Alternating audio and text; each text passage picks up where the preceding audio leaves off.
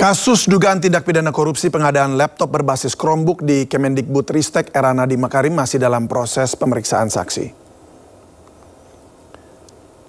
Ex-staf khusus Nadiem Makarim Juristan dijadwalkan pemeriksaan pada Selasa besok terkait kasus dugaan tindak pidana korupsi pengadaan laptop berbasis Chromebook di Kemendikbudristek periode 2019-2022. Panggilan ini merupakan kedua kalinya setelah Juris tidak dapat memenuhi panggilan pertama beberapa waktu yang lalu dengan alasan kesibukan. Selain Juris, dua ex-staf khusus Nadiem telah diperiksa oleh tim penyidik Kejagung beberapa waktu lalu.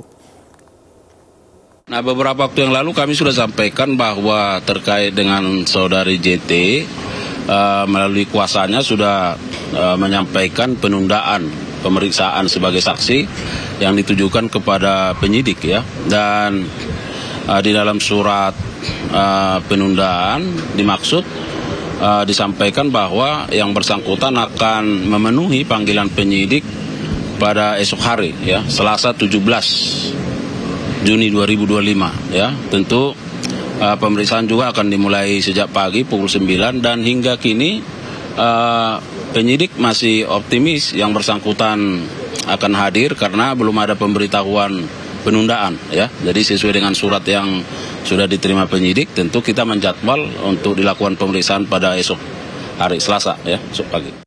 Menteri Kebudayaan Fadlizon memberikan klarifikasi terkait pernyataannya yang menyebut pemerkosaan massal tahun 1998 tidak ada buktinya dan hanya berdasarkan rumor yang beredar. Fadlizon menekankan saat kerusuhan tindak kejahatan ini memang terjadi, tetapi istilah massal tidak memiliki data yang konklusif. Saya hadir bersama dengan Wakil Menteri Kebudayaan Fadlizon memberikan klarifikasi terkait pernyataannya yang menyebut pemerkosaan massal tahun 1998 tidak ada buktinya dan hanya berdasarkan rumor yang beredar. Fadlizon mengutuk dan mengecam keras segala bentuk perundungan dan kekerasan seksual terhadap perempuan. Fadlizon juga menekankan bahwa saat kerusuhan, tindak kejahatan ini memang terjadi, tetapi istilah massal tidak memiliki data yang konklusif. Menurut Fadlizon, pernyataan tersebut bukan dalam rangka menyangkal keberadaan kekerasan seksual, namun menekankan bahwa sejarah perlu bersandar pada fakta-fakta hukum dan bukti yang telah diuji secara akademik dan legal. Fadli menyoroti secara spesifik perlunya ketelitian dan kerangka kehati-hatian akademik dalam penggunaan istilah pemerkosaan massal. Hal ini dapat memiliki implikasi serius terhadap karakter kolektif bangsa dan membutuhkan verifikasi berbasis fakta yang kuat. Menanggapi pernyataan Fadlizon, Menko Pembangunan Manusia dan Kebudayaan Pratikno menyebut yang dipermasalahkan Fadlizon adalah penggunaan istilah massal. Pratikno mengakui ada pernyataan dari Tim Gabungan Pencari Fakta atau TPGF yang menyebut adanya pemerkosaan pada tahun 1998, namun menurutnya tidak dinyatakan massal atau tidak.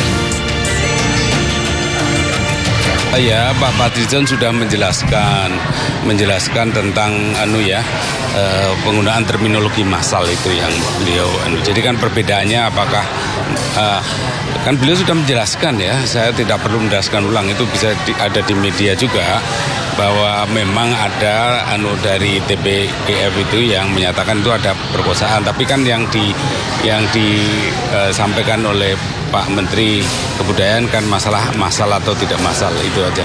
Tapi anyway itu nanti sudah dijelaskan oleh Pak Fadlizon. Di sisi lain, Kepala Kantor Kepresidenan Hasan Nasbi respon pernyataan Fadlizon terkait pemerkosaan massal tahun 1998 dengan menyerahkan hal itu kepada para ahli sejarah. Orang yang sedang bekerja menulis sejarah itu adalah para sejarawan, ya. Dan para sejarawan ini akan menjaga kredibilitas mereka di mata semua orang, ya. Kalau ada kritik dan masukan, silahkan. Yang ingin kita sampaikan kepada teman-teman adalah berikan waktu kepada orang-orang yang juga punya kredibilitas ini untuk melakukan pekerjaan sesuai dengan profesionalitas mereka. Mereka kan profesi, ahli sejarah ini juga profesi. Kalau ada baik dan buruk, ya, ada pro kontra, ada setuju nggak setuju, silakan disampaikan. Tapi juga oleh orang-orang yang punya otoritas, bukan berdasarkan hanya sekedar pegunjingan di media sosial. Kira-kira gitu harapannya. Tragedi Mei 1998 menjadi salah satu peristiwa bersejarah di Indonesia. Sejumlah tanda tanya pun masih menyelimuti peristiwa bersejarah ini. Salah satunya dugaan adanya ruda paksa massal dalam tragedi 1998. Menteri Kebudayaan Fadlizon sempat menjadi sorotan lantaran pernyataannya diduga menyangkal pemerkosaan massal pada tahun 1998. Namun Fadlizon mengklarifikasi pernyataannya. Menteri Kebudayaan ini menegaskan dirinya mengutuk dan mengecam keras segala bentuk perundungan dan kekerasan seksual terhadap perempuan. Fadlizon juga menekankan bahwa saat kerusuhan, tindak kejahatan ini memang terjadi, tetapi istilah massal tidak memiliki data yang konklusif. Presiden Prabowo Subianto mengatakan mega proyek Giant Sea Wall atau tanggul laut raksasa akan segera dikerjakan. Presiden menyebut tak akan menunda lagi proyek yang sudah direncanakan sejak tahun 1995 ini. Prabowo menyebut tanggul laut akan dibangun dengan panjang 500 km dari Banten sampai ke Jawa Timur. Anggaran yang dibutuhkan sekitar 80 miliar dolar Amerika dengan target waktu penyelesaian hingga 20 tahun. Prabowo mengungkapkan tidak tahu siapa presiden yang akan menyelesaikan proyek tersebut. Presiden menegaskan akan memulai terlebih dahulu sesegera mungkin. Proyek ini sangat vital. Proyek ini berada dalam perencanaan Bappenas sejak tahun 95. Bayangkan, sejak tahun 95. 30 years ago. Kalau tidak salah ya, 30 tahun yang lalu. Tapi kita tidak berkecil hati. Sekarang tidak ada lagi penundaan. Sudah nggak perlu lagi banyak bicara. Kita akan kerjakan itu segera, saudara-saudara sekalian. Proyek ini menyangkut jarak yang tidak pendek.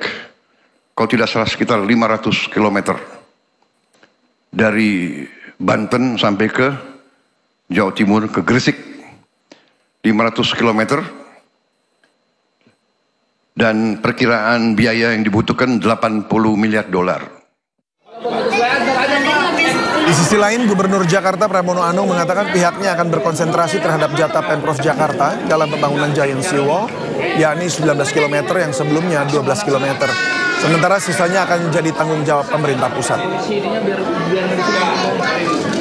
Jadi Giant Sea Wall itu yang menjadi bagian Jakarta, Jakarta yang akan tanggung jawab. Ada yang menjadi bagian pemerintah pusat yang tanggung jawab. Saya berkonsentrasi yang menjadi bagian pemerintah Jakarta. Yang awalnya 12 kilo, sekarang ditambah menjadi 12, tambah 7 menjadi 19 kilo. Itulah yang menjadi tanggung jawab saya, tanggung jawab pemerintah Jakarta. Sehingga dengan demikian, perencanaan untuk pembiayaannya tentunya kami berkonsentrasi terhadap hal itu. Di luar itu menjadi tanggung jawab pemerintah pusat.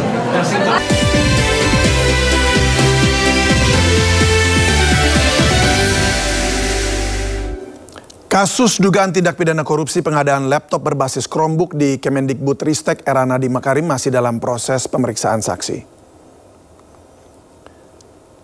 Ex-staf khusus Nadiem Makarim Juristan dijadwalkan pemeriksaan pada Selasa besok terkait kasus dugaan tindak pidana korupsi pengadaan laptop berbasis Chromebook di Kemendikbudristek periode 2019-2022. Panggilan ini merupakan kedua kalinya setelah Juris tidak dapat memenuhi panggilan pertama beberapa waktu yang lalu dengan alasan kesibukan. Selain Juris, dua ex-staf khusus Nadiem telah diperiksa oleh tim penyidik Kejagung beberapa waktu lalu.